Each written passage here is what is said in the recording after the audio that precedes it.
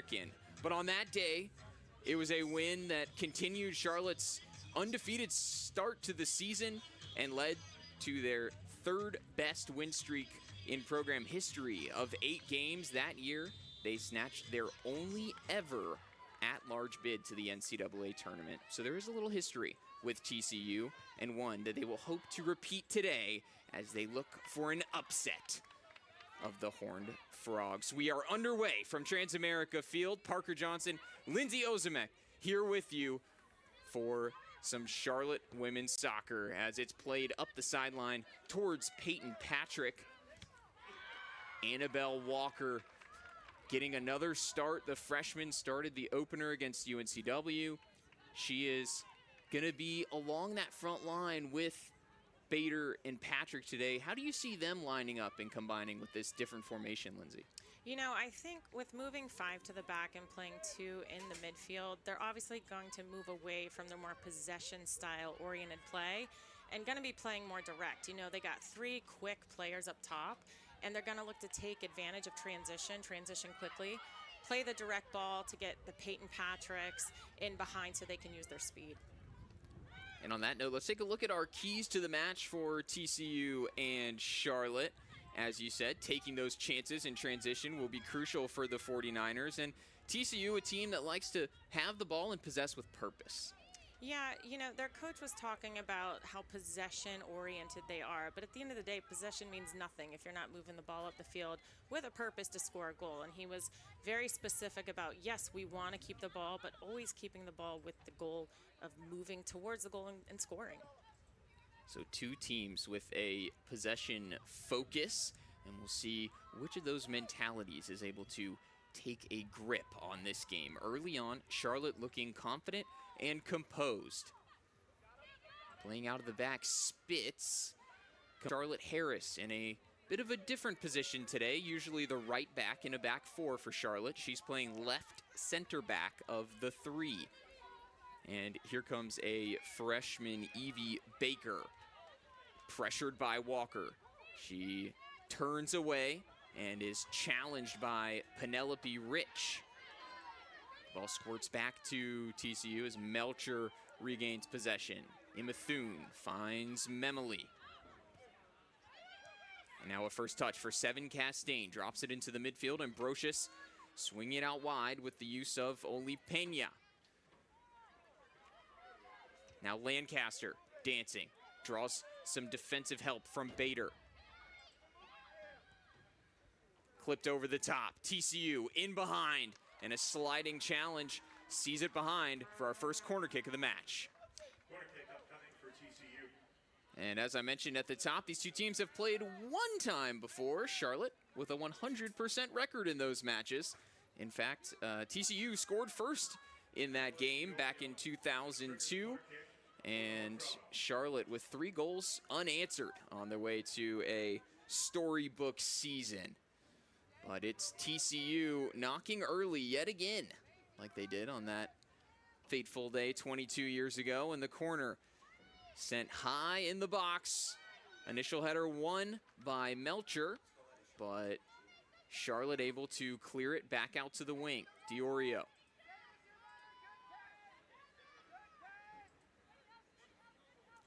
Trying to cut it back inside. Now Peña. Sent to the middle. Big header from Sydney Smith. Falls to Peña. Smith again trying to complete the clearance. Walker gives it away. And Lancaster slid off of it. Walker making up for her missed clearance just before. And Charlotte dutifully trying to play out of the back. They win a throw. And it's going to be very important for them on these set pieces. You saw the ball. We won the first set piece, or Charlotte won the first set piece on the service, but then you saw the ball bounce. Those second balls are going to be so important.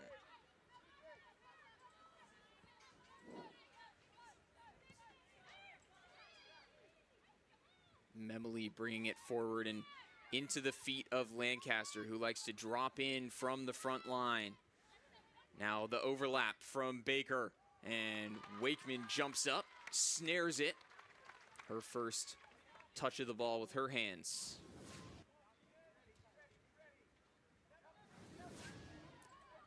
Wakeman coming off a season that ranked 3rd in program history with a .803 goals against average. Yeah, and it'll be interesting to see if they continue to want to play out of the back when she makes those saves, or if they're going to look to push forward and go direct so they can get out of defending and get out of their own half.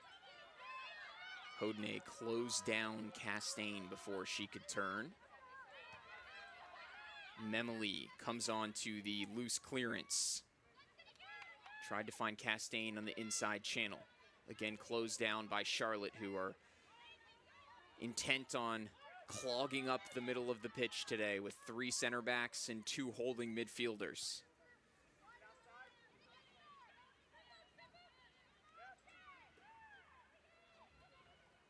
Charlotte Harris carries it into midfield, looking for a driven through ball for Macy Bader.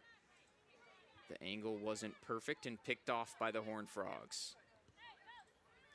Just over 5 minutes gone from Transamerica Field. Charlotte 0-1 on the season after dropping the opener to UNCW. They made 1 change to the starting lineup today. TCU flying high after a 3-0 win at home to open their campaign against number 20 Alabama. And dispossessed at the edge of the box, Lancaster.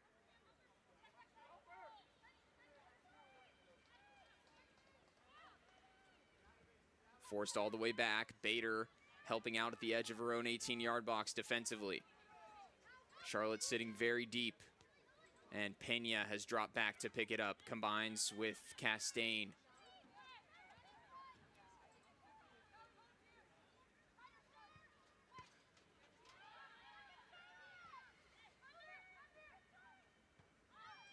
And this is where Charlotte's going to struggle. Right now, they're content to let TCU have the ball, play it around the back. Their whole goal is, hey, can we sit in a little bit, sit deeper, make it difficult for them to combine through us and to get in behind. But the reality is now when Charlotte wins the ball and looks to play, it's going to be very hard to find someone to play to and get that release from pressure. So I think you're going to continually see a clearance and then another attack by TCU and a clearance and an attack by TCU until we can find someone higher to release to. Another look here at that last tackle. Spitz timing it well.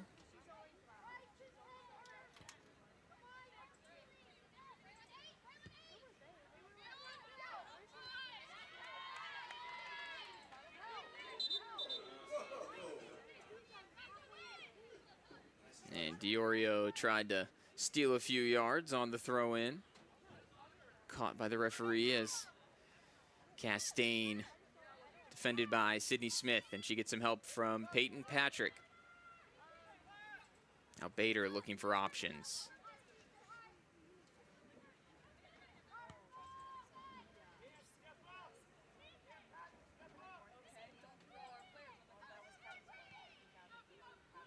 And Charlotte able to regain possession and get their shape and move some bodies up the field.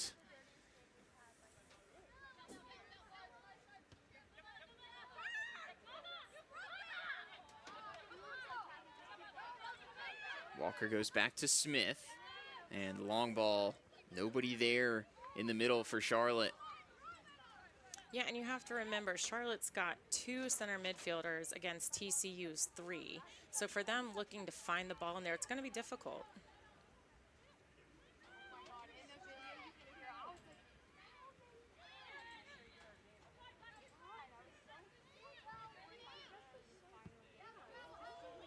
TCU spraying it out wide. Diorio can't bring the ball in initially, then comes free and draws the slide tackle from Walker.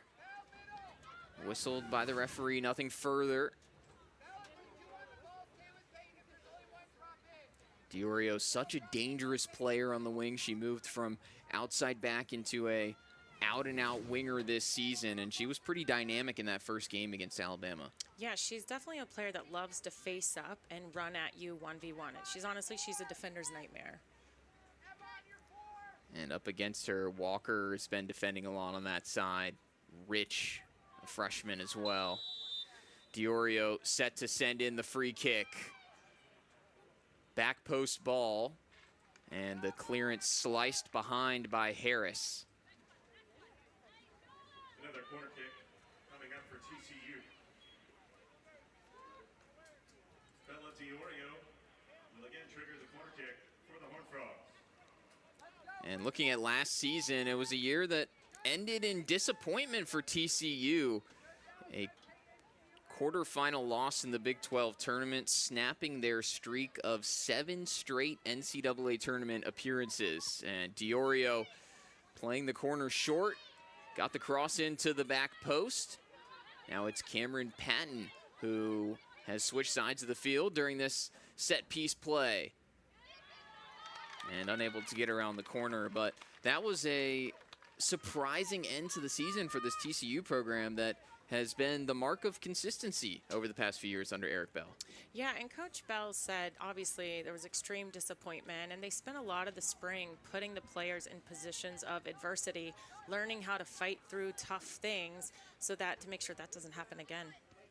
And the good news for TCU, they've still got a number of players who have seen a great amount of success, played in some huge postseason matches. The seniors on this squad, led by Lancaster, Pena, Memoli, those players have been members of a Big 12 championship team. And here comes Walker, finds the release ball to Patrick, who's forced a little bit wide, still tries to get her cross in. Walker getting to the loose ball first. There was a deflection, and it's last off of the Charlotte freshman.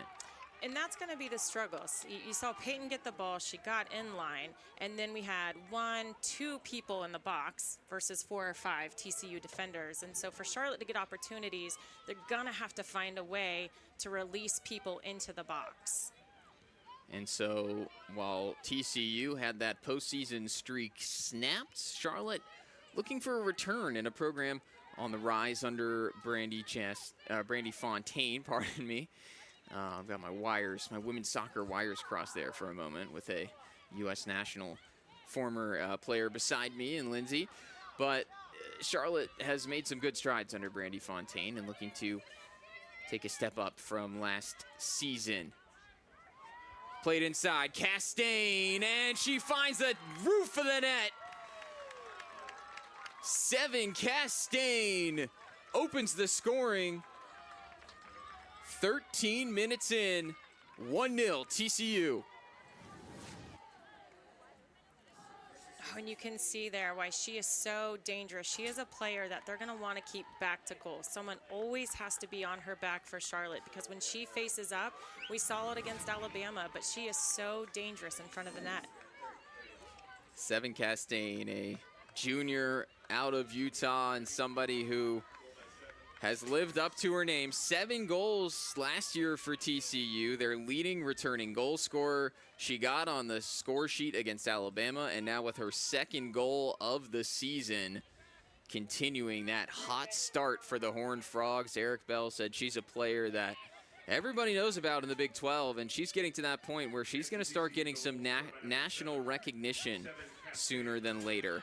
And looking to add to the damage here. Diorio has gotten in behind. One-on-one with Sydney Smith. Diorio challenged. Smith stuck her and goes in for a second nibble. Plays with Castaigne. Looking to take another strike, and Pena picks up the loose ball. Patton. Closed down by Spitz. And Harris plays it with her out of the back as Charlotte just trying to breathe, but they've given the ball away again. Brocious. Lancaster.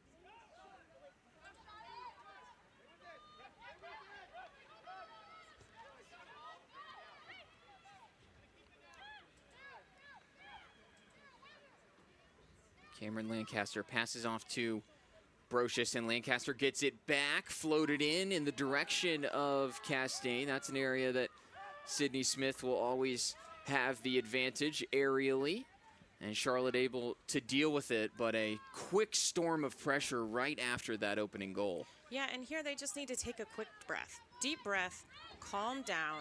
You gave up a goal. It's not ideal, right? But the reality is we're still early in this game. There's tons of time. So take a deep breath. Get back to the basics. The first few minutes, they were combining great, Charlotte was. So they just got to realize, you know what? TCU thrives in the chaos. They thrive in the chaos. So if Charlotte can take a deep breath, calm down, keep the ball, they'll be fine. Looking for Peyton Patrick, and Melcher cut it away before it could reach her. Coach Fontaine talks about key moments in a match. First and last 5 minutes of each half, and 5 minutes on either side of any goal that is scored. We're in that latter category within 5 minutes since TCU opened the scoring here, and just trying to weather the storm a little bit. There will be a hydration break soon on this hot but thankfully cloud-covered afternoon so far in Charlotte.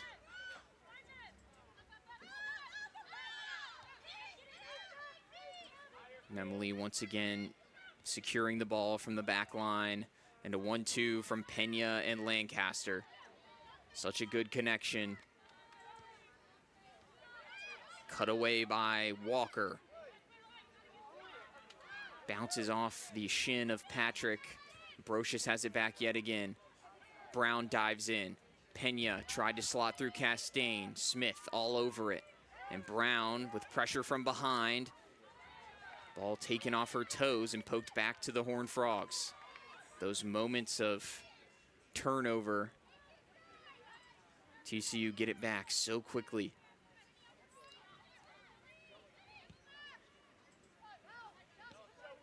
Melcher trying to switch the play. She's got Baker on the left side. And a whistle against Charlotte.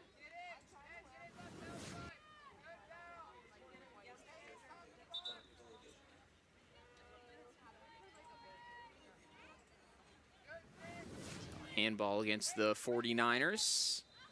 Sets up Bella Diorio to whip this one in. Aimed right at the penalty spot. Amelia Brown first to it. And I think here's where Charlotte can really help themselves out here, is you've seen the past handful of plays, the past 3 or 4 minutes, every time we've gotten in possession of the ball, we've turned it over needlessly. And so they're going right under pressure again. Possess the ball, right? But just like TCU says they want to do, you got to possess with a purpose. So right now, can they build out of the back? Can they find Peyton Patrick's feet? Right now it's back to TCU. We're going to let them have it. Charlotte's going to let them have it and combine around the back. But again, now they're just chasing. And 45 minutes of chasing is exhausting. Patrick hustling to close down Memoli. Walker can dribble so well in tight spaces. She's gotten it back out to Patrick, who just tried to keep the ball in play. It runs over the touchline. So TCU throw.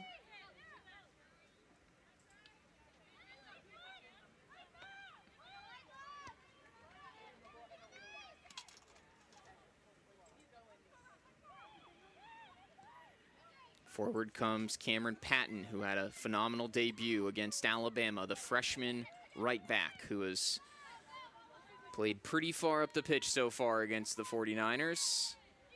Had plenty of space to work. Diorio can't say the same as she's closed down by Walker and Rich. But yet again, TCU winning the ball back quickly. Castaigne on the inside. Tried to return it to Sarah Brocious. The Rutgers transfer. Patton again. Dispossessed by Bader.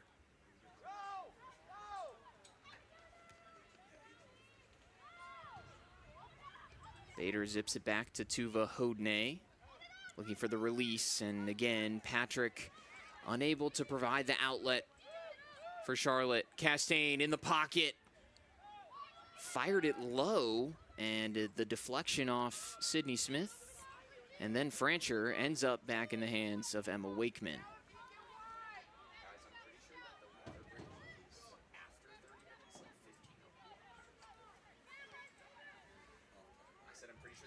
break is after 30 minutes, like 15 of them, not after. If that makes sense. I could be wrong, but that makes sense. Memoli.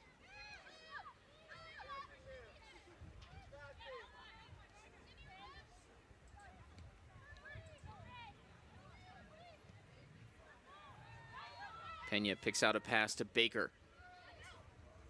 Baker past the first defender, whipped in, flashed across, and the offside flag was up.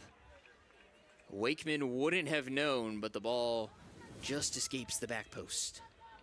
Yeah, very lucky for Charlotte there. And you can see they're sitting back in, but the problem is when these players like Castaigne, when she checks off the back line, if our defenders aren't going with her and she has time to play, pick her head up, they're going to find the dangerous pass. And they're creating so many opportunities right now because TCU has time to pick their heads up. Through the opening 20 minutes, 5 shots to 0 in favor of the Horned Frogs. They've also notched a couple of corner kicks, none for the 49ers. The only stat category Charlotte is leading in is fouls. Melcher.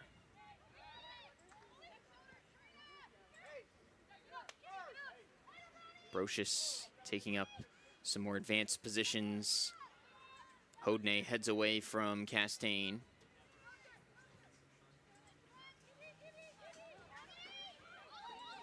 And Pena playing as a deeper midfielder now. Finds the ball through to Patton. Spitz able to recover. Patton clipped in, back towards the penalty spot. Harris was actually that first defender who made the nice tackle. She also sends it out of play. Yeah, great defensive work from Harris. That was fantastic. Looked like Patton had gotten in behind, but the usefulness of that extra defender, somebody with a little more speed in the middle too. Lots of pace, lots of experience, leadership. That's why she's there. And Patton, you can call her a right back, but she's got all the tools of a wing player. She's been in training camps with the youth national teams. She's trained with San Diego Wave of the NWSL as well. And 71 minutes in her college debut against Alabama. She's turned some heads early on in her TCU career. Well, and if you watch, TCU loves to get their outside backs into the attack. They're wing backs. And so if you watch the opposite side of your screen from the ball, as TCU has the ball and is moving it forward, you can see them release that opposite outside back to get into the attack, which is causing lots of problems for Charlotte right now. Lancaster clipped forward. Castaigne working against Smith, and she always had that angle in her eye that she could close down the shot. Wakeman couldn't save it from going over the line. So that brings up our third corner of the match for TCU. It will be triggered by number 11, Bella Diorio. And Castaigne, it feels like every time has been a threat in behind. Such clever runs off those last defenders. Diorio. Pena whipped it in. She had eyes for goal. Right into the chest of a Charlotte defender, and Bader trying to make something happen in transition. She decides the smart play is to drop it back to her former NC Courage teammate, Amelia Brown. Now Bader goes down as play continues for TCU. Lancaster trying to strike in transition before Charlotte can get those numbers back, in a deep shot. Diorio saved by Wakeman.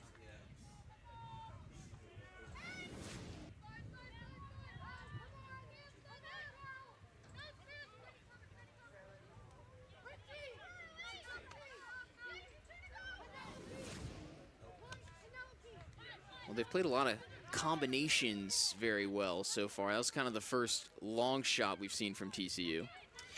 Yeah, they've been getting inside the 18 for the most part for their chances, but I love that Diorio's looking to shoot from outside the box too.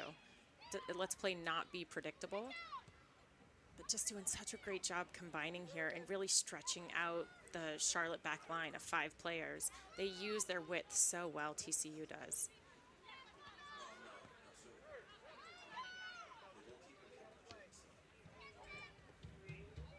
Working inside to out yet again. Baker and Diorio, the combination on the left wing. And here comes the freshman, Evie Baker. Straight into Smith, barrels her over and knocks the ball over the end line. Charlotte will have the goal kick, and our first substitutions of the match for both teams. So for Charlotte coming into the game, we have number 22, Evie Craven, and number 23, Carly Lashley. And coming out is Annabelle Walker and Serena Spitz. Also on for the Horned Frogs, number 14, Caroline Kelly. Meanwhile, for TCU, AJ Hennessy and Caroline Kelly, the first 2 off the bench. But we saw in their season opener, Lindsay, that Eric Bell is not afraid to go to the bench early and often.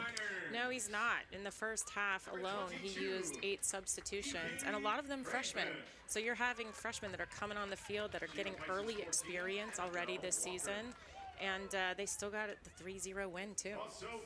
Yeah, in that first match, 3 freshman starters. That number kept at 3 today as one of the freshman midfielders came out, but they've started a freshman in goal instead. We haven't had to call her name too often, Olivia Geller. But lots of freshmen, as you said, getting early minutes in a purple jersey this season. 8 freshmen in total played in that opening match.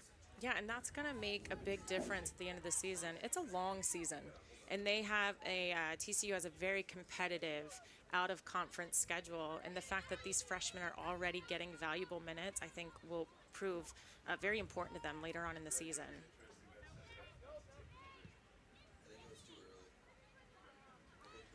Well, one of the trademarks of TCU, one of the trademarks of Eric Bell as a coach, is elite recruiting. He did it previously at Illinois. He did it previously at Florida State, a powerhouse program as a recruiting coordinator. And since he's been a head coach with the help of assistant head coach Ryan Higginbotham, they've put together top 10 recruiting classes in each of the last 3 seasons. This year, that was the case yet again, a number 9 class in the country with 4 top 100 freshmen. And this was that last play. Did it touch Francher? Might have already been out of bounds. But that will take us to our first half hydration break. So Charlotte doing their best to weather the storm here. We're going to take a quick break with the 49ers down 1-0 at our first half water break. The concession stand located on the concourse. Grab a cold water.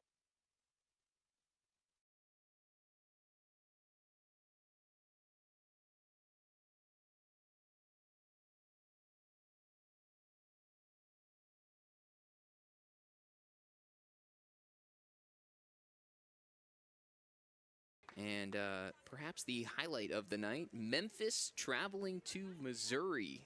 That is a nightcap later on ESPN Plus if you want to check that one out and see what Charlotte's competition is looking like. Right now, the competition they are up against is stout. TCU has looked very impressive through our first 27 minutes and change. An opening goal scored by who else but Seven Castaigne, her second of the season. And Charlotte have had very little to speak of. No shots, no corners so far. 9 and 3 in those 2 categories for the Horned Frogs. Picking up right where they left off out of the water break, although there are a few new players out there. Here is one, AJ Hennessy.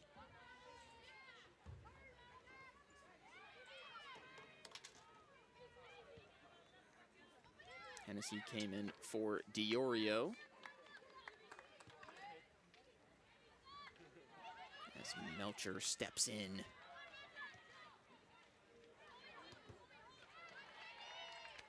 Some nice play up the sideline to relieve the pressure.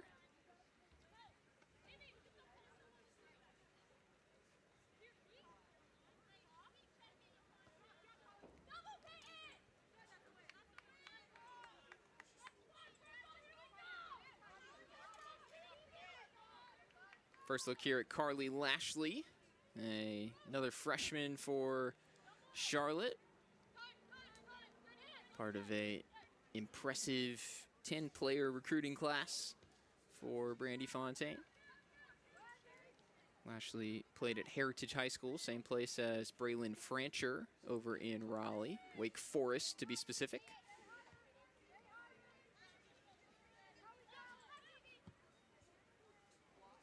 Long ball, searching for Hennessy. Smith is going to get there first, bounces it off of the TCU forward, who was offside initially.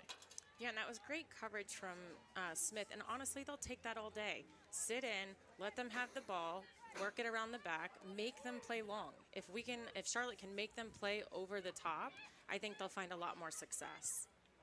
Brocious trying to go in on the ground, gets the return, low shot, lacked enough sting to take it away from Emma Wakeman.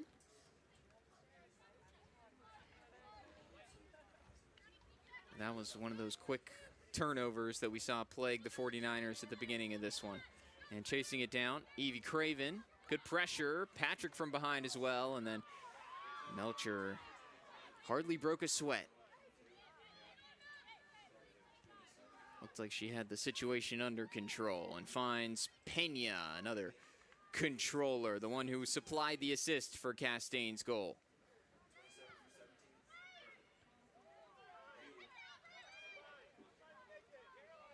Pena getting it back and working with Baker. Pena trying to recreate her heroics from the match against Alabama on the little 1-2 goals. We get a look at Eric Bell in his 13th season with TCU. We mentioned that NCAA tournament streak all happening in a row, but that streak has since been broken. A 2021 Big 12 champ and coach of the year.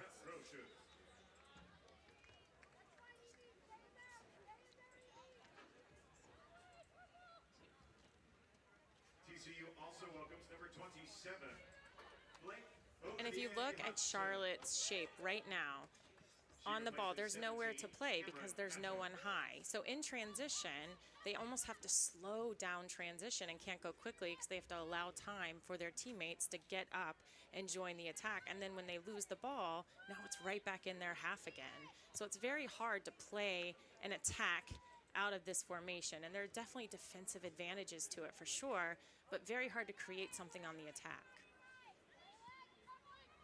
And you mentioned earlier, Lindsay, that -1 in the midfield, Charlotte having 2 and TCU having 3. You can definitely see that when Charlotte pick up the ball as Wakeman forced to go long. Again, regained. And you can see it right there. Whoever plays the 6, whoever they put in there at the 6 for TCU, Charlotte central forward is having to come back and defend that. And because they're defending the 6 for TCU, when we win the ball, there's no one to play to. So the tactical matchup playing out early on.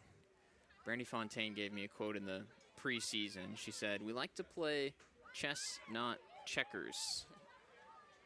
And the pieces on the board being shifted around from the start today. We'll see if any switches or responses come as this game develops. But for now, plan A still the case for Charlotte as Patrick will record Charlotte's first shot of the match. Didn't particularly threaten the young Olivia Geller, but she is called into action for the first time on a 30-yard effort from Peyton Patrick. And that was much better for Charlotte. It was a diagonal run. She pulled a defender with her. She left space, got the ball cut back inside, and was able to get a shot on goal. Geller perhaps a surprise start today after Megan Plashko earned a shutout, the 27th of her collegiate career. After 4 years at Minnesota, she came in as a grad transfer, established herself as a leader on and off the pitch, and then got taken out for the second game.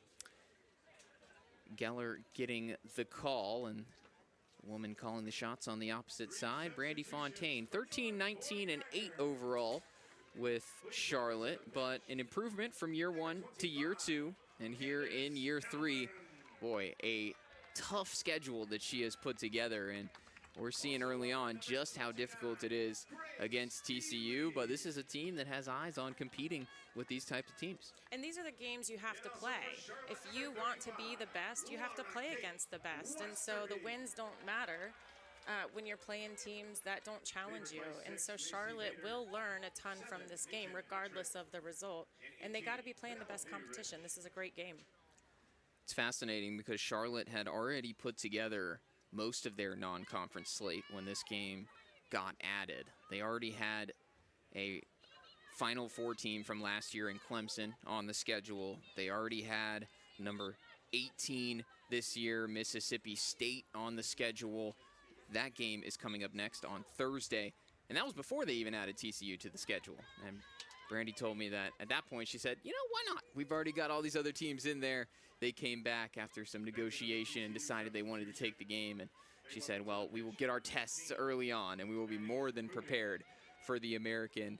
And I think that is always what this team has eyes on, is that American title. Long shot, off the bar, and in! Memoli strikes for TCU.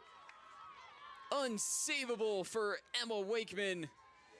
And the Horned Frogs take a 2-0 advantage.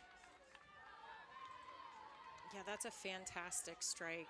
And you know, these players are so dangerous. If you give them time and space at the top of the 18 to shoot the ball, you got to predict that they're going to score. They're fantastic in and around the entire 18-yard box. Memoli marks the 6th goal of her TCU career here in her 68th appearance for the Horned Frogs, a senior leader out of California, and getting her first goal of the season. An impressive strike from distance, just showing how many weapons the Horned Frogs have at their disposal. That's their holding midfielder, just coming in and lacing it off the crossbar. And this is where the leadership from players like Wakeman and Smith and Francher and Bader, this is where it's going to be so important, because you're down 2 goals, just under 10 minutes left in the half. You know, can they get one here and go into halftime 2-1? That's a lot different than 2-0. Well, in the meantime, while I've been chattering, Candace Calvin came on for Charlotte. And Grace Keeley, pardon me, in there as well.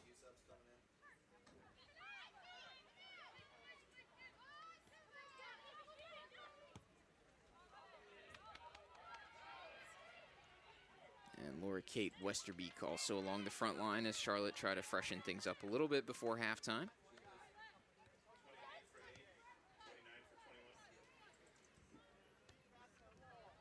TCU going with a little bit of the same. Maddie Mooney is in there at center back.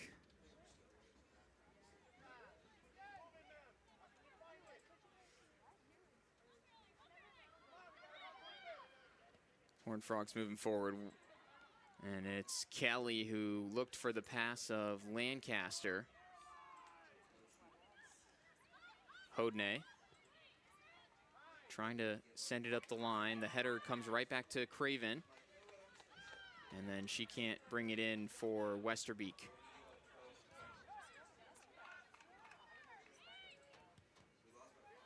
Francher steps in. Can Charlotte break quickly? The ball played into space by Brown and chased down by Craven. Baker trying to recover, and Craven's pass could not find Calvin in transition, so away comes AJ Hennessy. She's got to run ahead of her from Kelly, who's offside here, and there goes the flag on the far side. Yeah, great job from Hodney there to hold the line and press her off sides. Well, Caroline Kelly, what a player to be able to bring off the bench. Just the 32 goals in her collegiate career, the 8 game winners, and the 78 appearances after a few stellar years at St. Louis University. A Mac Herman Trophy watch list player in the midseason last year. Yeah, TCU's roster is so deep. You know, anywhere else she's starting, and to be able to say, "Hey, this is who we can bring off the bench," and she got a goal last game coming off the bench. She's a fantastic player, and she offers something different than the other attackers that they have. You know, maybe not quite as finesse on the ball, but she brings a scrappiness and a work ethic that's amazing. And you're used to chasing around shadows of Seven Castaigne for however long, and then you see her come into the game. It's just a radically different experience as a defender. Yeah, but not the excitement of seeing her go out when you know who you have coming in. Exactly, exactly. So here come another flurry of subs. Bailey Manfredi on for Charlotte. She will come in the front line. And then a couple changes for Eric Bell as well. And we got former Carolina Panther Steve Smith in the house. TCU also welcomes number 29, Abigail Cox. Everybody wants a piece of She replaces 21. brandy ball on a Sunday afternoon. Can't imagine what else Steve Smith would ever do on a Sunday in Charlotte. To the pitch for your 49ers. Number 4, Bailey Manfredi. Nice one, too, as She replaces 22. TCU work it around the edge of the area. Now swept in from right back. And Wakeman all over that cross from Blake Hodgson.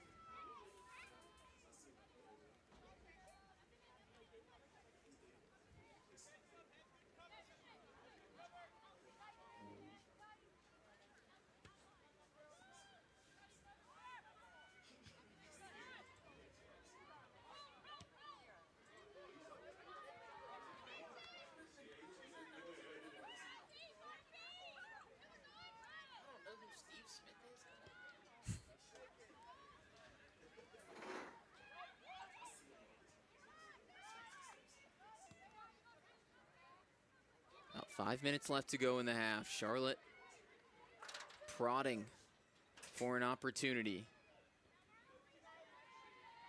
They scored with just 2 minutes left in the game on Thursday night on a late penalty kick, showing how quickly the tension of a 2-0 game can change.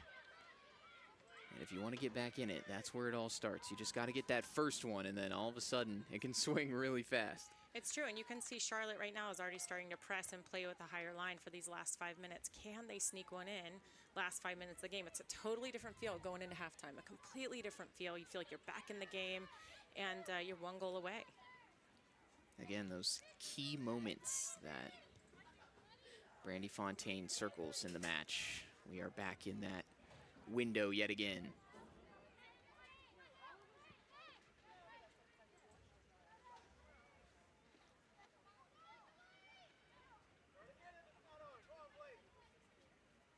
Hodgson carries it all the way up the wing and wins a corner. Another one of those talented freshmen. One of the 8 that played against Alabama. Out of the Houston area. A 10-time USA Track and Field Junior Olympic All-American, by the way. And she's pretty good at soccer, too. And this corner kick is so important because we talk about Charlotte scoring a goal with 5 minutes left in the half, less than 5 minutes. Giving up a goal with less than 5 minutes in the half would be devastating. Well, maybe both sets of players a little weary as the first ball bounced through everybody. TCU hardly looked ready for the cross to come in. And then Charlotte unable to respond as well. It seems like everybody needs a halftime break here.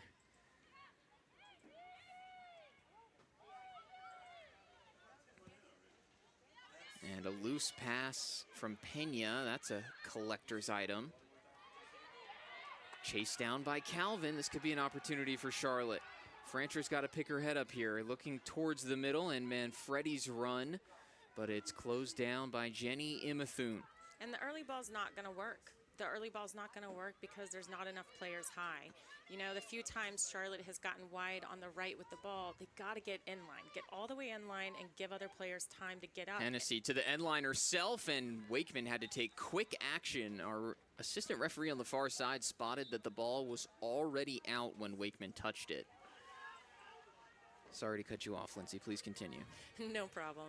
Yeah, if they can get in line and give players time to get in the box, now they have an opportunity. But we're crossing the early ball every time. Oh, that's a great save. Ball was already out, though, huh?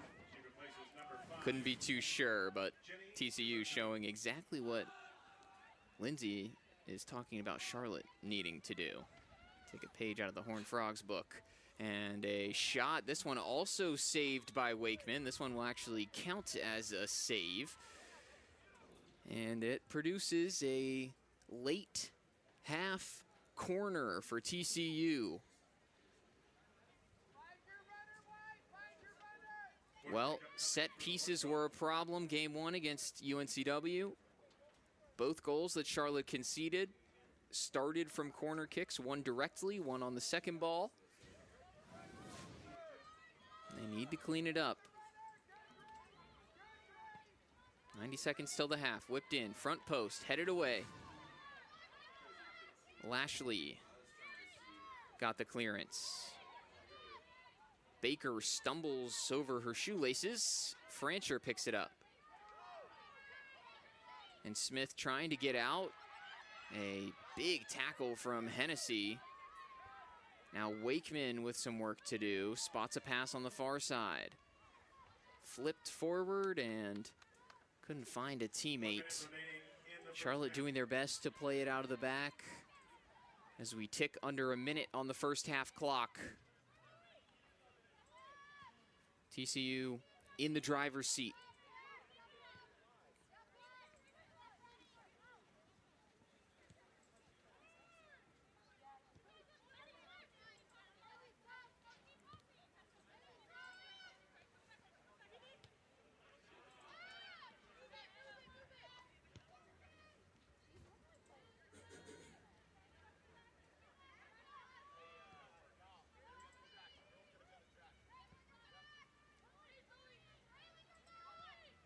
Pena happy to drop it back as the last few seconds of the half are running down here. TCU not too interested in another attack, dwelling on the ball at midfield and more than happy with a 2-0 lead here at halftime in Charlotte. So TCU showing their quality, Charlotte struggling to respond, and Lindsay, in this first half, we'll get your thoughts at halftime.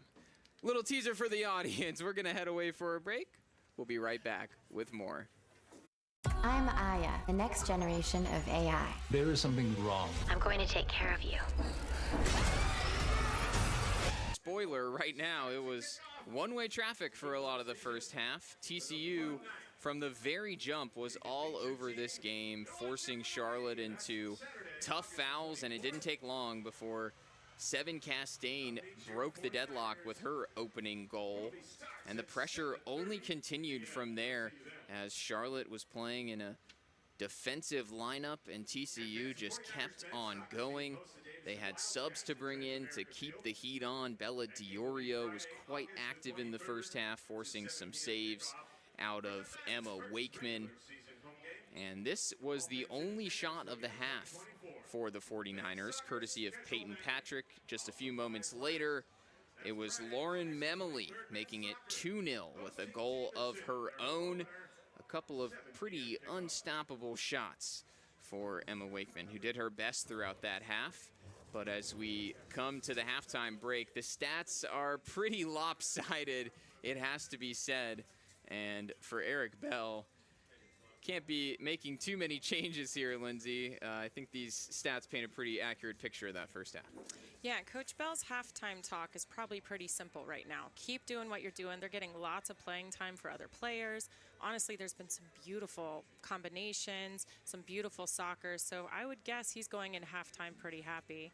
For Coach Fontaine, I'm sure she's given them an earful right now, right? It's not good enough. They can play better than this. And she knows that. And the reality is that they have to keep these players back to pressure. When you allow players like Seven Castaigne and you let players like Pena face up, they're going to put the ball on frame and there are going to be goals scored. And so I think for her halftime talk right now to this Charlotte team, it's about tighter pressure and then also what to do when they win the ball. Can we hold on to it and find other players in the attack? Because right now, when Charlotte's attacking, it's 1v4, 2v5, and you're not going to get goals that way.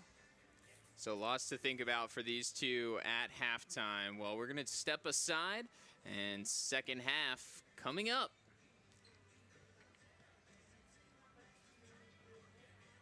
Compatibility. Well, it's toasty. But can it port my existing database? Let's ask CRM Panda. CRM Panda.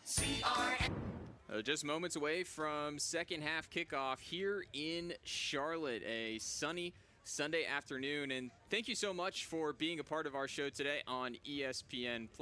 My name is Parker Johnson, alongside 49er legend Lindsay Ozimick, and so happy to have her with us. Lindsay, when you're in a 2-0 hole like this, what is the key to sparking a little bit more intensity in the second half?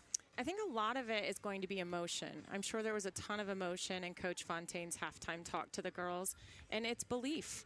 You know, a belief that, hey, we can do this. We can come from behind. I'm sure there's games in past seasons where they've been in a situation like this, and that's where experience and leadership becomes very important. But I think they have to find a way to find the feet of their goal scorers. Peyton Patrick, Macy Bader, find a way for them to hold the ball up, let the rest of the team join the attack so that they can get a real opportunity on goal. And do you think that maybe one way that that can happen might be a formation change? Is that something that you would kind of wait to see how the first parts of the second half go? Or would you be thinking it might be time to try to put a little bit more pressure on? Look, it's always easier to make a formation change coming out of a stoppage of play. And so I would guess that if they're going to make a formation change early on, they would do it now. At this point, I think, you know what, you don't have anything to lose.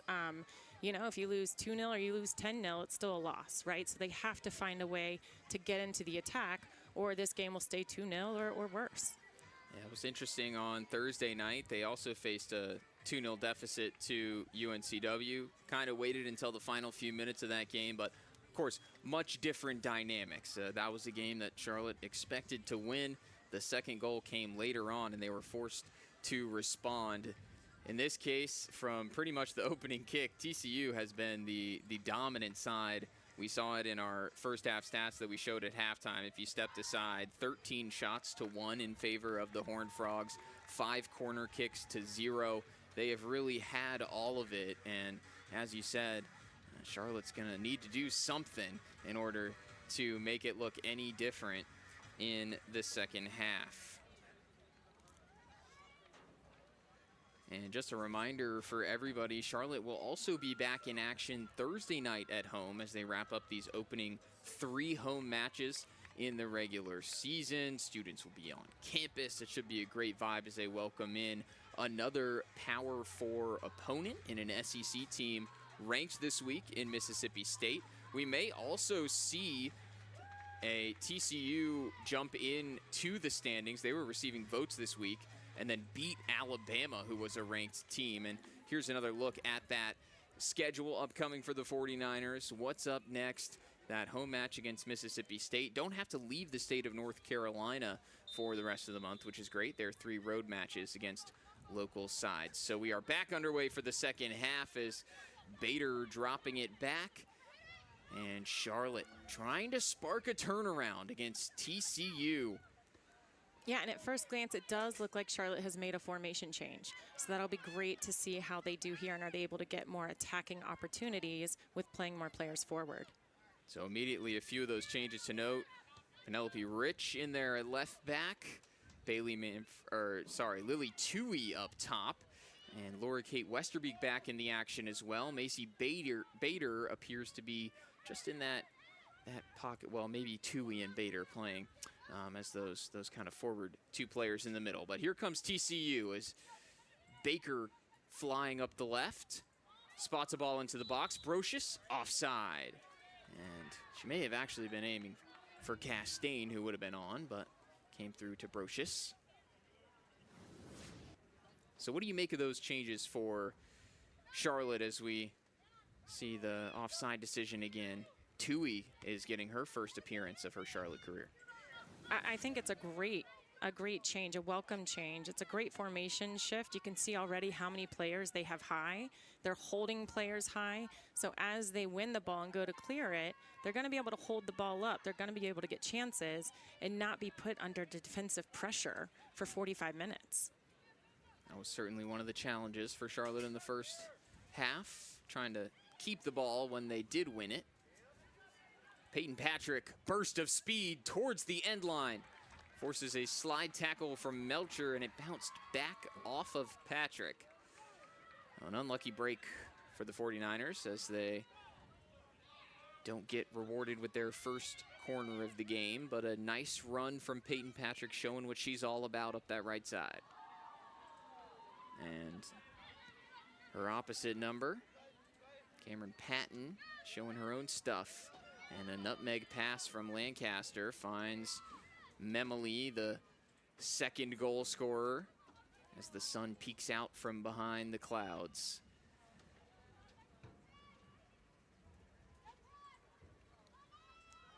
Diorio through the legs of Charlotte Harris and then goes down, wins the foul in a dangerous position. She won a few free kicks in that first half up the left side, and we see her one-on-one ability yet again.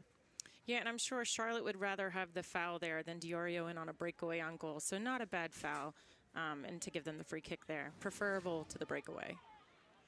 That's the experience of the captain, Charlotte Harris, a grad student, a former Welsh international and Manchester City player out of Liverpool.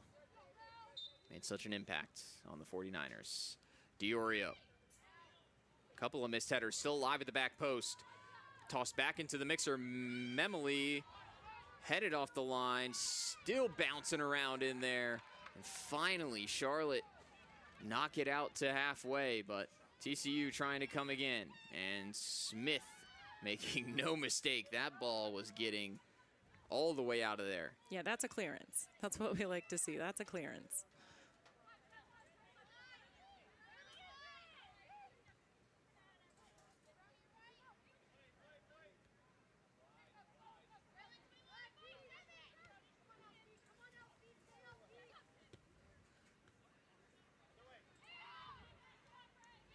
Lancaster on the inside.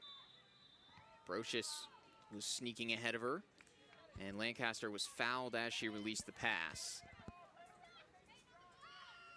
Cameron Lancaster, the WPSL Player of the Year nationally this summer. Her off-season exploits. And the ball back in play at her feet. And some contact in the area. She goes down on the nudge from Smith. Then as she fought back to try to win the ball, she was the one fouling Penelope Rich. And coming up for the Horned Frogs, another ranked opponent, this time on the road as they travel to Notre Dame on Thursday.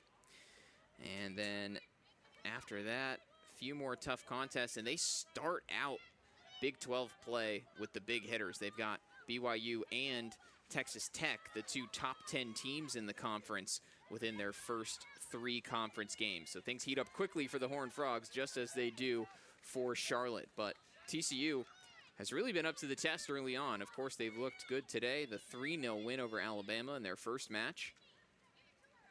I mean, at least at this point, we can have the takeaway for Charlotte that they've held up better than the Crimson Tide, yes, top 25 team. That is true. On the scoreboard. And looking much better in this formation. Well, promising signs for Charlotte. They're going to have to hold out here, though. A third goal would be killer. Baker over the top. Castaigne smacks into the post, and the ball didn't come with her.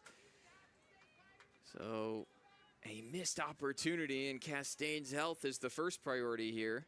Looking a little shaken up as she hit the woodwork. Another look at the play.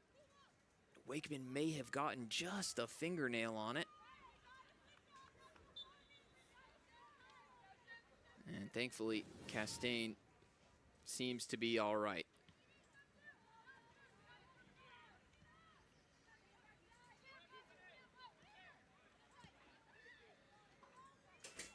Patrick gets the ball over the top, and a foul.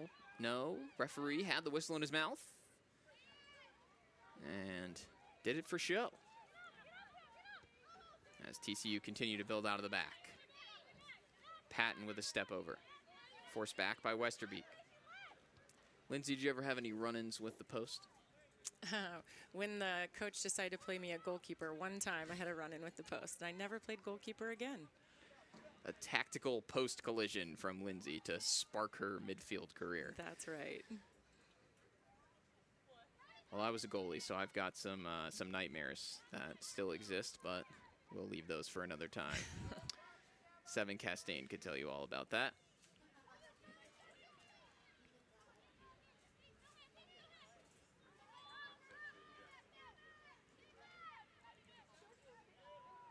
Nice dribble from Harris to break the pressure. Back in her familiar right back position after spending the first half as the left-sided center back in a back three, which was really a back five for Charlotte. And then a little bit of miscommunication here between Rich and Westerbeek. Gives TCU some space. Pena, beautiful ball, looking for Brocious. And Bader tracking back defensively just to make sure that Brocious couldn't get there. Yeah, and Pena's such a gifted passer of the ball. You can see she can use inside, outside of her feet. She puts great texture on the pass. She's dangerous on that final pass. Trying to find one of those four transfers in Sarah Brocious, a player who made it to the Final Four with Rutgers. So much talent between this incoming class of 14 freshmen, 4 transfers, as we mentioned before, in the top 10 nationally in those recruiting rankings. And one stat that I found fascinating when it comes to TCU, we'll get back to that in a moment, as Lancaster fires a shot off of Francher. And then Francher with a meaty challenge, winning the ball, placing it out to the wing where Patton is recovering. And look at how many players TCU has forward right now. Everybody is in the attack. They have one player back. And that's easy for them to do right now because Charlotte doesn't have anyone high. But how hard is that to defend when you have 9 players in the attack? The relentless pressure from the Horned Frogs. It feels like every time they lose the ball, they're swarming to get it back so quickly. Yeah, the fitness level of the TCU players, but you know, they also have the ability to sub. They sub a lot, and you rarely see any drop-off in the level of play. This is a chance for Charlotte to come on with some high pressure. Laura Kate Westerbeek with space. What can she do with it? Rolls it into Patrick. She was offside, looking for a clever finish with the outside of the foot, and that is how quickly things can change with a mistake out of the back. 2-0, they say, is the most dangerous lead in soccer. I don't necessarily subscribe to that theory, but... Well, I think the theory is it leads to complacency, right? You feel like you have a solid lead. And Bader trying to prove Lindsay correct here, that TCU napping a little bit. And there's more urgency from Charlotte, and that's exciting to see that they're getting urgency now, because against Wilmington, I feel like the urgency didn't come until too little too late.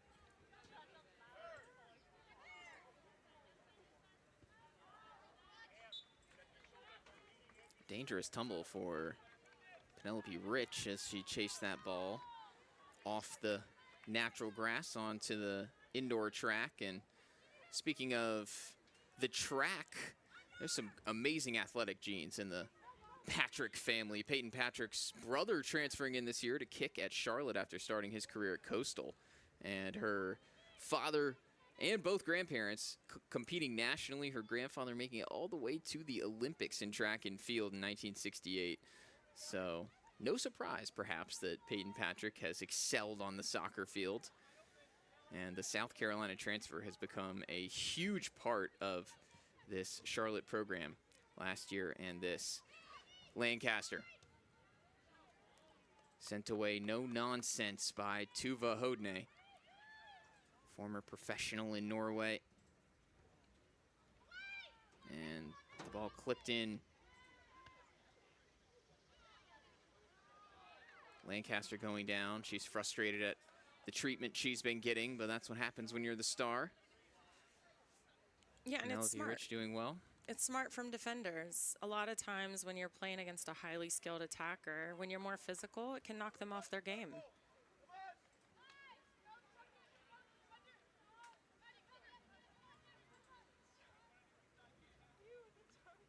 Well, it's been a team effort against her back there, but in particular in the second half, Penelope Rich, I'd say, has been a bright spot for Charlotte in these opening couple matches of her career.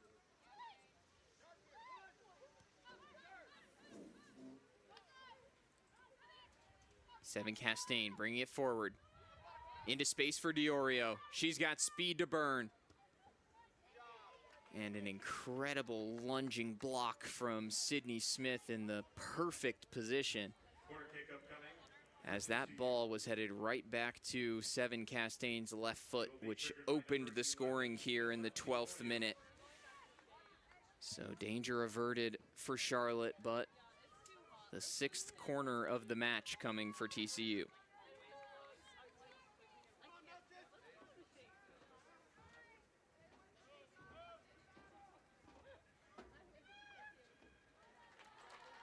Put close into Wakeman, and she handled it comfortably.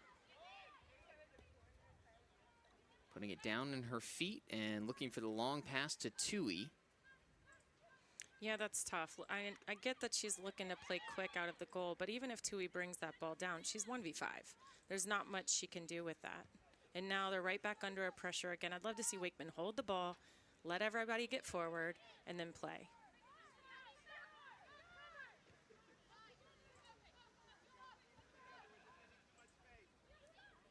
Hodney into the feet of Westerbeek. Defender on her back is Patton. Francher plays it forward. Good combination. Patrick right back to Penelope Rich, who has some space. Cutting inside to her right foot. Pokes away a shot. And in the end, just not the final ball that Charlotte needed, but some signs continuing to develop in the second half of a little more life offensively. Yeah, you'd love to see an outside back getting into the attack. In the first half, Charlotte's attackers weren't getting in the attack, and now they've an outside back that's joining the attack. That's great to see.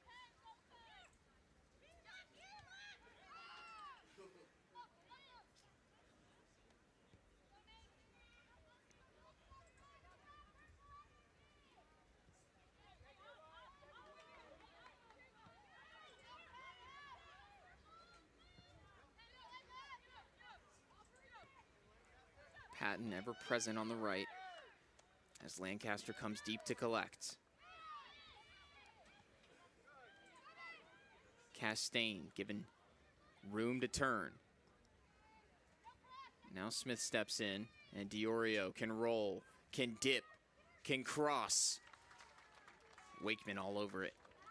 And that's where Seven Castaigne creates so many problems for other teams. She checks off the back line, and as a center back, it's a hard decision. Do you stay? Do you check with them? And most of the time, they are not checking with Castaigne, and she has time to turn and now drive at the back line. And she's so dangerous dribbling at the back line. Francher spots the ball out to Harris.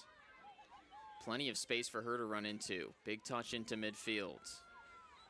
And just a miscommunication with Peyton Patrick. Didn't know whether to stick or to twist. Smith intercepts.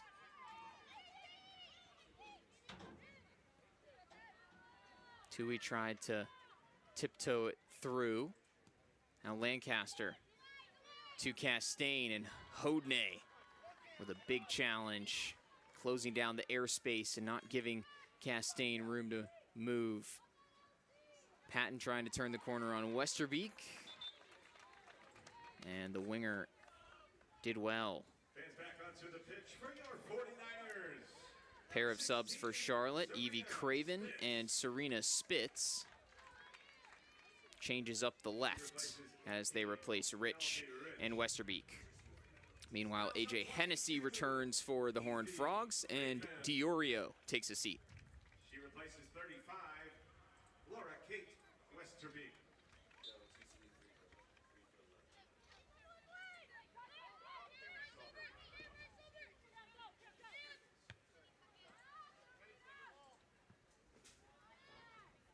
Tui doing her best to hold off the senior Memoli. Didn't win the first ball, but the pressure pays off for Charlotte. Bader has time to take it down now.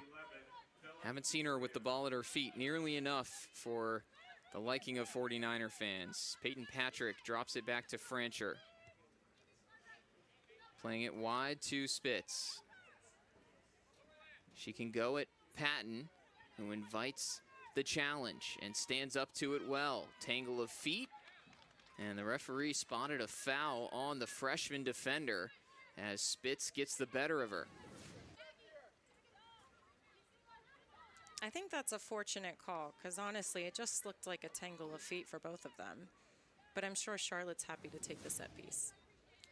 Well, you'll take it any way you can get it, especially trailing 2-0 to an impressive opponent seeking opportunities to turn this game around. Charlotte has been outshot 16-3 so far. Set pieces are a place that they put a lot of emphasis. And TCU has everybody behind the ball here. Francher drives it low, headed away first by TCU. Now trying to carry out, and fouled is Hennessy, who did well to break the pressure. As you said, Charlotte had gotten TCU all the way back in their own half, and then they give them a little bit of a let-off here. Yeah, and they'll take that foul. Charlotte will take that foul. It gives them time to get everybody behind the ball.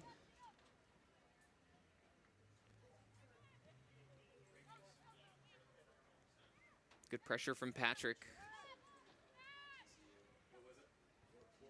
Trying to keep that energy level high on this hot and humid day in Charlotte. 87 degrees at kickoff.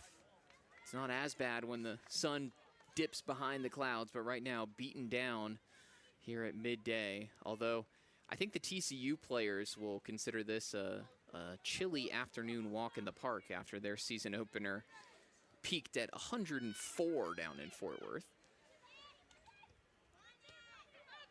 But there will be a hydration break necessary here in the next 10 minutes or so. Charlotte with 26 minutes to try to scratch away something in this game. Amelia Brown out to Charlotte Harris.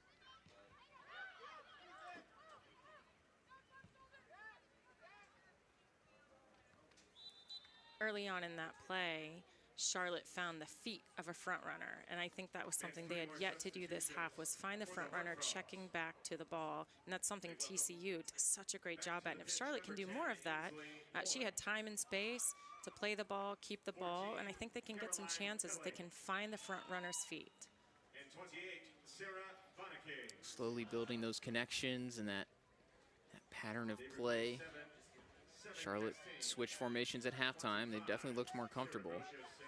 And here's a first touch off the bench for Sarah Bonicays in the first half. She finds Hennessy. Trio of subs came in for the Horned Frogs as Pena to Caroline Kelly. Space in the box. And Hennessy skews it over. She thought there was a deflection or maybe a foul, but Bader did well defensively. What another great final pass by Pena, though. She's so good at that final pass through. He's already got an assist today. Oli Pena, one of the most respected players on the team. Coach Bell said she's a great player. She's an even better person, and somebody who's given preseason all-conference honors in the Big 12. The assist in the first half, the 9th of her TCU career, but we could expect probably some more numbers this season. It was her second of the year, and she's playing in a more advanced role this season. Another ball through, looking for Kelly. Harris did very well. And you talk about Pena having 9 assists. Is that what you said? I mean, I find that so hard to believe when she's already got 2 this season, but they are playing her higher up in the midfield, and so she's going to get opportunities to be a playmaker and get assists. Another testament to the depth of talent in the TCU program through the years. Some of the incredible players that you don't get to see shine until their senior season. Yeah, absolutely. It's just incredible. A number of NWSL draft picks coming out of their recent campaigns. Gracie Bryan, the most recent. She was the leading goal scorer last season with 9. And now playing with in the new USL Super League. So is Lauren Kellett, their goalkeeper from last season. Yeah, TCU is building an incredible legacy.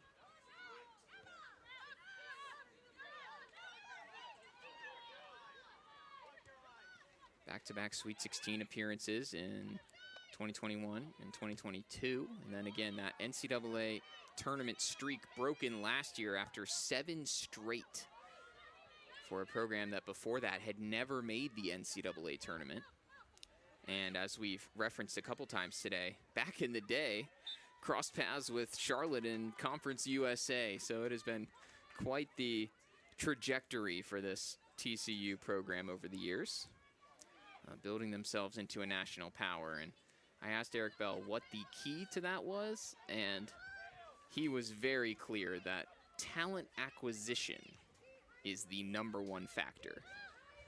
An interesting response. And the goalkeeper clashing into the Charlotte forward.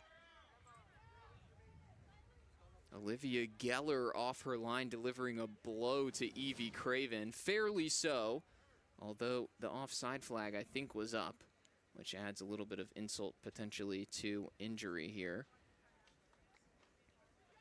And she did not look like a freshman coming off her line there. Extremely confident. Olivia Geller, the #1 goalkeeper in the class of 2025. She reclassified to the class of 2024 to join the Horned Frogs this season. Number 34 overall prospect. She's trained with Houston Dash and Casey Current of the NWSL. And oh, by the way, on her resume as well, started the Kick Onward Foundation, which supplies kits and pays club expenses for children who cannot afford to do those things in an increasingly expensive youth soccer landscape. So Olivia Geller, very accomplished young freshman. I have 2 kids that play youth soccer. I know the expense. It is exorbitant, to say the least. Hennessy hops over a challenge, trying to play it through. And now dropped back. Patton.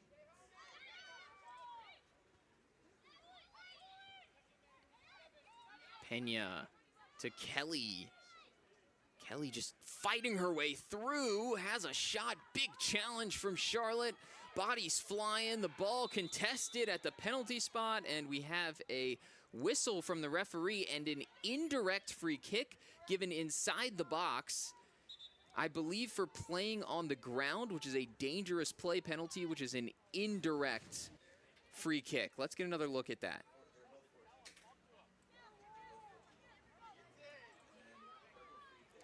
That's a tough call there. You know, it's a mix of bodies. She's getting knocked down. That's a tough call there. So this will be fascinating. Somebody has to touch the ball before it goes in the net. If it goes straight in the net, it doesn't count. Indirect free kick. There's a lot of ways to play this, but you're looking at a quick touch from TCU, and jailbreak towards the ball is probably what's coming here. They will charge the ball, absolutely. And in this case, Emma Wakeman has lined up in front of her defensive line. She is going to fly at this one. I remember getting set pieces like this as a player, and you almost prefer one outside the box as a service than one of these inside the box. You don't get them very often, so this will be fascinating. A fake of the quick touch. Now it comes. Shot low, deflected over. And the bravery of Charlotte and Emma Wakeman paying off in that unique free kick situation. Let's see how it happened. Yeah, being one of those players charging the ball, you know you have to be willing to take one in the face. It's a little terrifying charging at the ball, but those are so hard to score off of, set pieces, indirect set pieces inside the box. I think they'll be grateful that she decided to keep that one on the ground. For sure, for sure. A lot of times they'll just fire it at your face and hope that you move. That's right. As we see a few more subs for Charlotte coming in. Brown, Harris, and Tui coming off. And coming in for Charlotte, Annabelle Walker coming in. And we'll get the rest of the subs in a moment. As the ball was free, there was a whistle and a foul called on the initial part of that corner kick routine. And that will take us to our second half hydration break as the ref has a little word for the TCU player. Tensions rising, but TCU still in control as they are whistled for a foul. It looks like maybe on the goalkeeper here, but Charlotte with a chance to regroup and go again for the final 18:34. They're down 2-0, and we'll be right back after this hydration break. 18:34 left to go after this second half water break, and we're going to get a look at Sunday around the American. A few more games kicking off later this evening. There was one game taking place in the early time slot today, Rice and Navy. Rice coming out with the 2-1 win. I would say the highlights here, East Carolina and NC State is a good one locally to keep an eye on, as Charlotte will face both of those teams this season. And then Memphis, the frontrunners in the AAC. Charlotte's nemesis from last year, taking on their fellow Tigers in Missouri. But right now, the task at hand, Charlotte trying to work their way back into a game that they have been trailing 2-0 since the 33rd minute. TCU have had control for most of this one, but the second half has been 0-0, and Charlotte has looked better since changing formation and going with a little bit of a more attacking lineup, Lindsay. Yeah, I completely agree. I mean, at the water break, I'm sure the conversation was upbeat. They have to feel more in the game now. They're getting chances. They're having more possession. It's hard to defend for 45 minutes, and they've been able to actually be in the game this half. Well, the last thing they can do here is concede from this set piece if they want to find a way back into this one. Just under 18 minutes. An angled free kick from outside the area, presided over by A.J. Hennessy, the junior out of Norco, California. Charlotte's playing a very high line here. TCU is going to try and just drop this ball right in behind, right at the 6, make Wakeman come off her line. Hennessy hesitates. Maybe this was part of the plan, but either way, Wakeman foils it. They did a fake on that funny indirect free kick, so.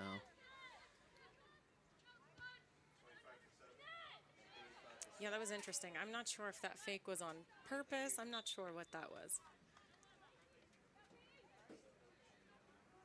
Here come two subs for Charlotte, Candace Calvin and Laura Kate Westerby, giving some fresh legs to help chase this one as Evie Craven moves into the middle of the front line. And Reese Black is in there in the pocket underneath them. Here she is controlling the throw-in from Spitz. Hennessy slots it through and offside for Bonicaes. But Reese Black in there for Charlotte. She's a player that you've been impressed with in the preseason and the opening matches, Lindsay. Yeah, against Wilmington, I was very impressed. You know, I think she brings a lot of pop and very dynamic. You can see the offsides call here.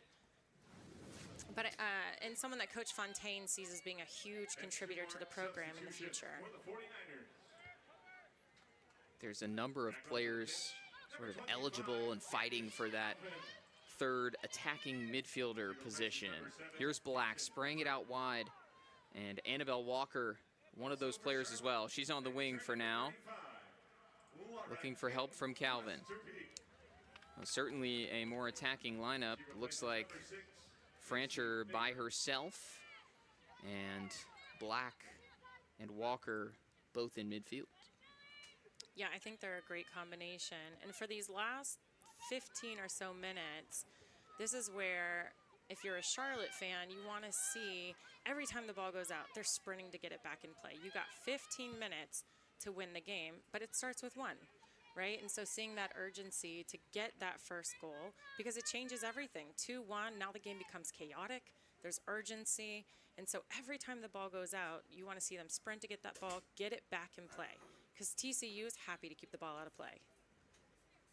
Yeah, as you can see right here, trading off throw-in duties just to take as much time off the clock as possible. TCU looking for a second shutout in a row to start the season. Charlotte trying to knock the door in. Westerbeek coming back to her right foot, space to shoot. Westerbeek kept it low, was blocked, and back to Black. And Geller was frozen there for a moment. If that was on frame, it wouldn't have faced a lot of resistance, but it was Westerbeek with the initial opportunity. She'd love to have that one back.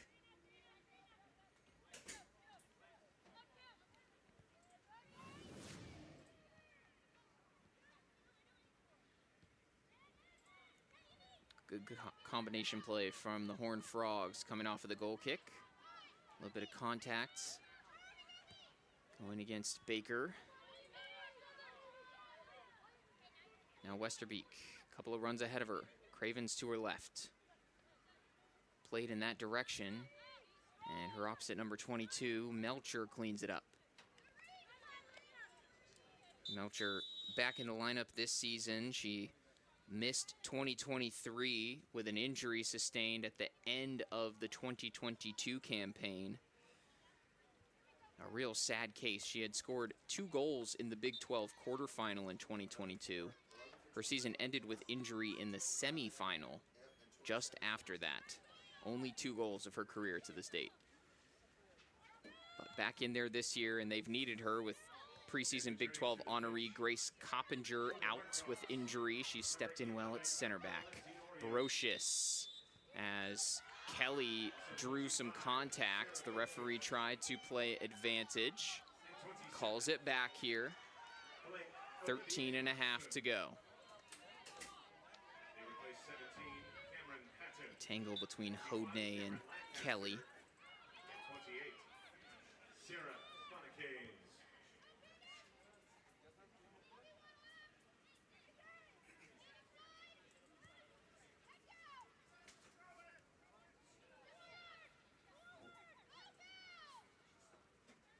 Hennessy on the half turn. Brocious spots the channel, and Diorio is there to collect it. Drifts past one, and slide tackle comes in. Spitz knocked it back off of her. Well played. But you see again how much Diorio just loves to run at players. I mean, she's running at them all game long, and she's created so many opportunities when she's been on the field.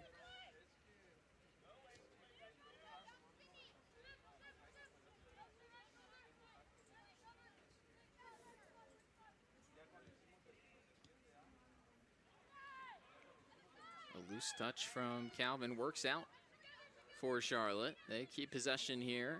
Spitz as they swing it to the left side. Black was making the run, and Spitz has gone down awkwardly after that play. Doesn't look good, but she's trying to hustle her way back into the play as another 49er is down. That's Walker. And the walking wounded at the moment in white. That's Walker on the ground in your picture, attended to by her captain, Sydney Smith, and Francher signaling that could be some kind of head injury, which means that she will need to get checked on by training staff. Meanwhile, there was some concern for Serena Spitz earlier in that moment as well. You can see her in the bottom right portion of your shot, and she seems to be moving a little bit more freely. It's a good sign. Here's the action with Spitz. Yeah, it looks like she steps funny on her right leg there.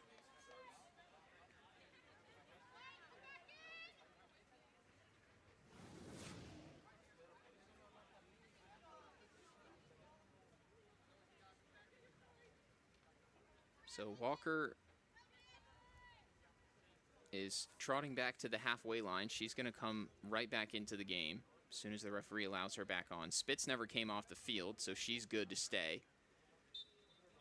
as Charlotte get the drop ball restart as play was stopped for a head injury. Under 12 minutes. Castaigne and Memeli, the goal scorers for TCU. I'm surprised he hasn't waved her back on yet. She's waiting. Fontaine is gesturing, and finally Annabelle Walker let back onto the pitch, but Charlotte playing with just two midfielders there for a moment. Clipped over the top, Hodney there first. And the cries from the TCU bench is to keep the ball a little bit. They've lost some of the rhythm that they had in the first half. That is for sure. Yeah, especially as you get later in the second half, it's hot. Let the ball do the work. You hear that phrase all the time. The ball never gets tired, right? The ball never gets hot. Keep it. Let the ball do the work.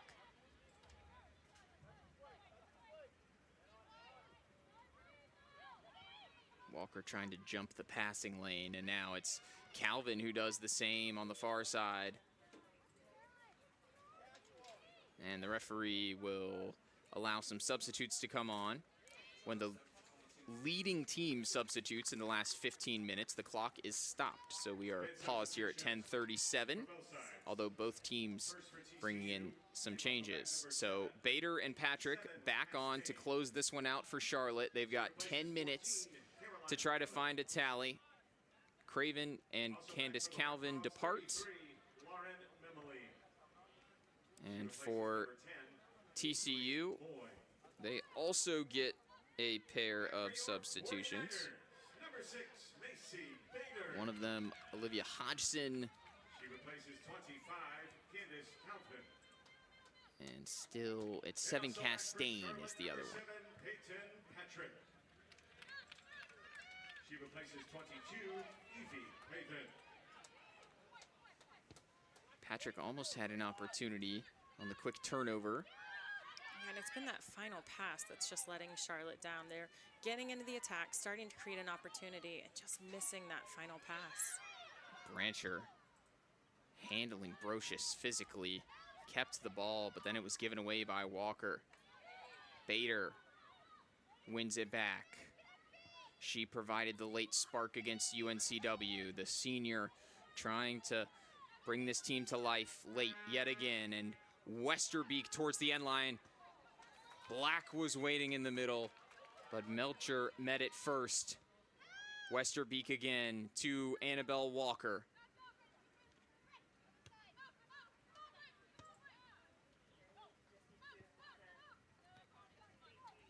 Played out up the sideline. We'll have another set of subs, one for each team. Francher will be replaced by Amelia Brown, like for like switch in midfield. And Cam Patton coming on for Evie Baker. She will be playing left back after spending most of the game on the opposite side. But those two freshmen have really held it down on the outside. And that speaks to that recruiting class.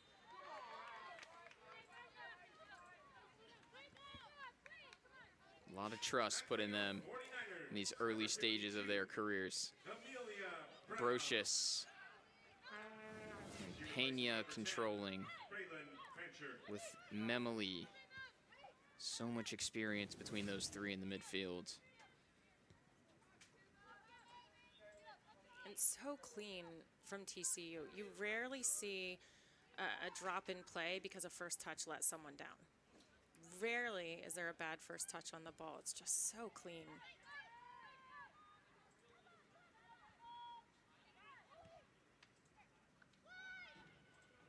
Hodney across to clean up. Webb knocks it forward. And Bader shakes off one defender. Trying to get past the second. Goes down. No foul given as TCU continue with Castaigne. Pena.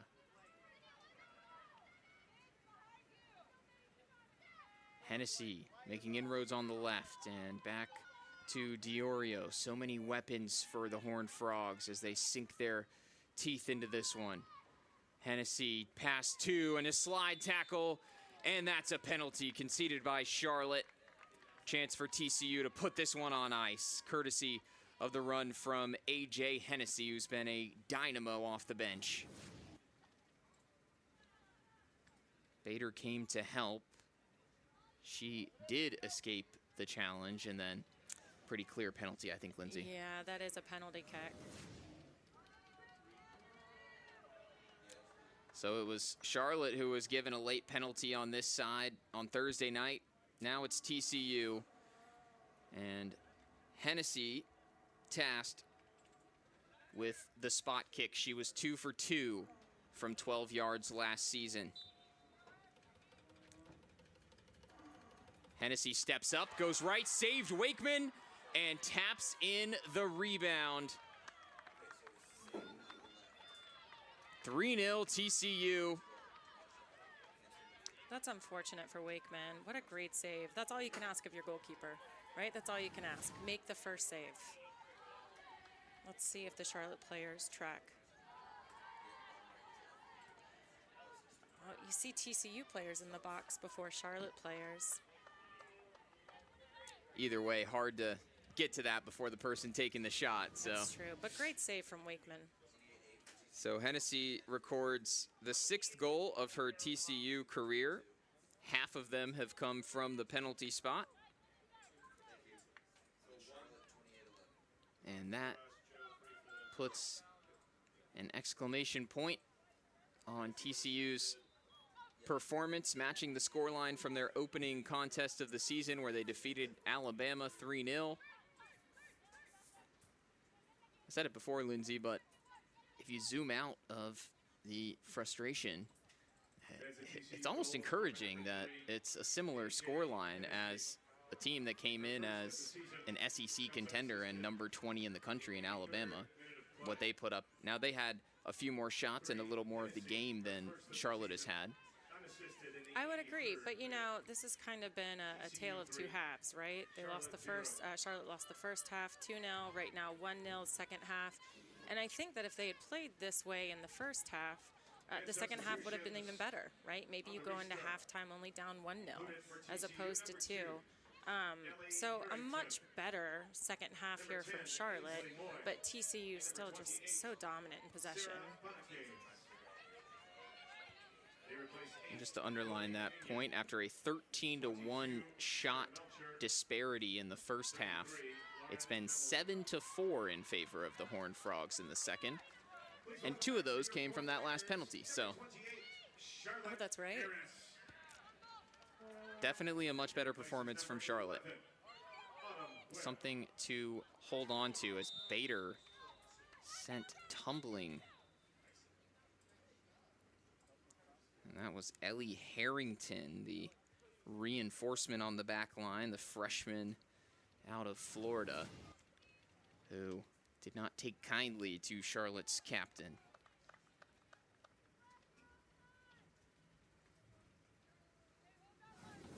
Sorry, not captain, but certainly a senior leader for the squad.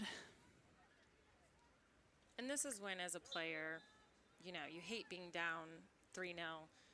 And you say, okay, well, what do you play for? There's under 6 minutes left, and this becomes a pride thing, right? It becomes putting a goal away on the other team, not getting shut out, finishing the game strong, because this is when you get better.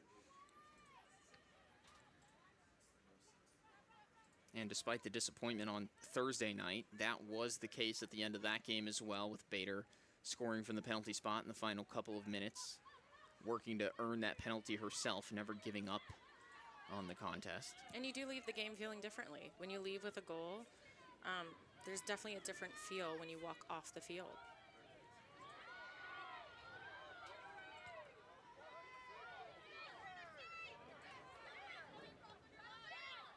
Hodgson working the combination. Brocious inside gives it away, and Westerbeek, Bader trying to stay on side, just leaning past the last defender. Yeah, just a step slow in playing that ball. Macy Bader tried to hold her run up, but couldn't hold it any longer. But again, Bader pushing until the final minute.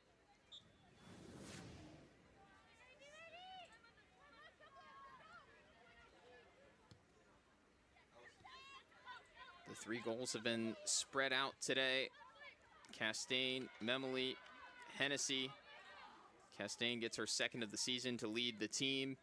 Another assist today for Oli Pena on the first one, and then that late penalty kick has really salted this thing away and taken out some of the intensity that Charlotte had built back into the second half.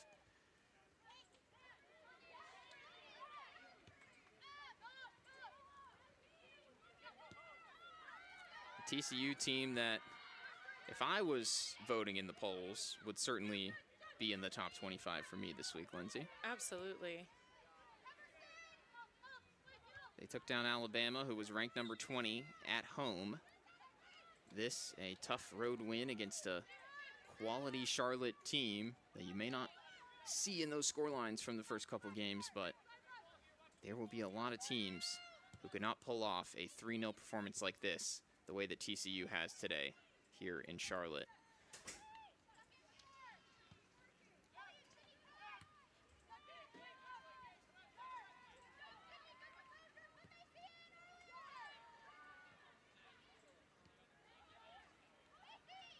Walker.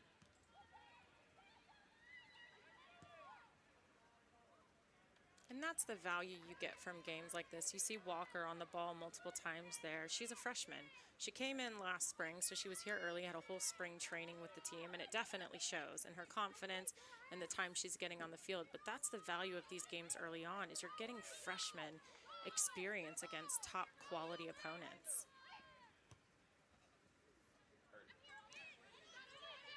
Hodney pressured.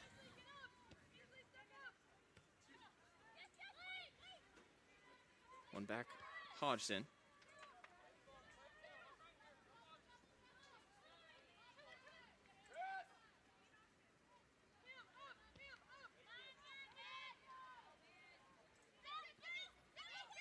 Walker under pressure, looking for some kind of release valve. TCU just putting those clamps down again as the ball goes back to Geller, who plays with it at her feet. She somehow rode a challenge from Peyton Patrick, who thought the ball had been released. And now more pressure from Reese Black. Again, Charlotte fighting to the final whistle here. Yeah, Peyton Patrick has put in great work the past couple times that TCU's had the ball in the back. As she presses, though, that whole team's got to step up and press.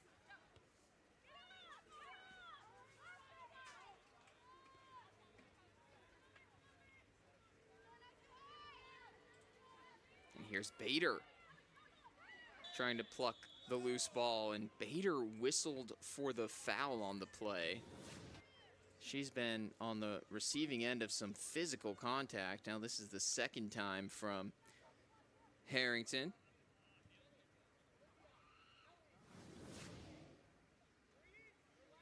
One minute remaining in the contest. I reminded him politely.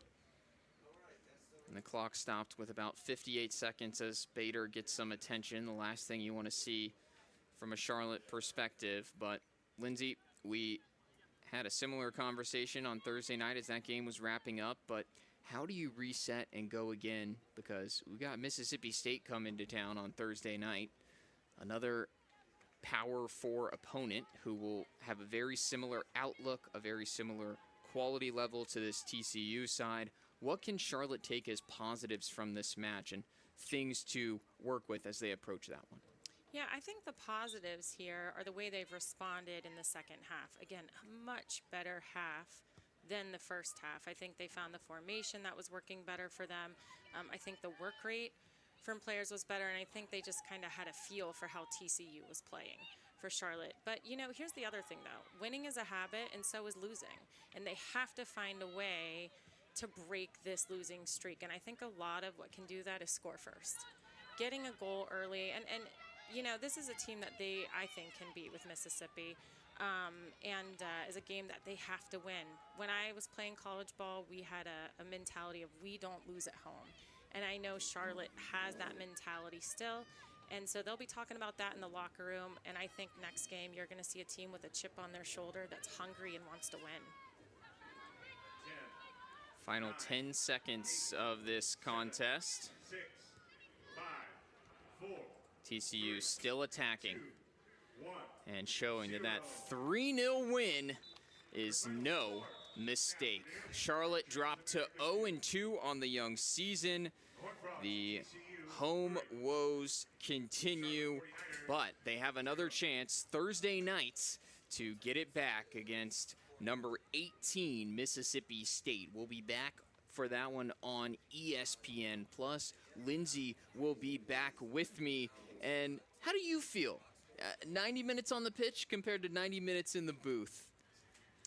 You know, I think I prefer being on the pitch because I can do something about it. When I was sitting up here during warm-up, I realized how much I miss being out there. But, you know, what a fun game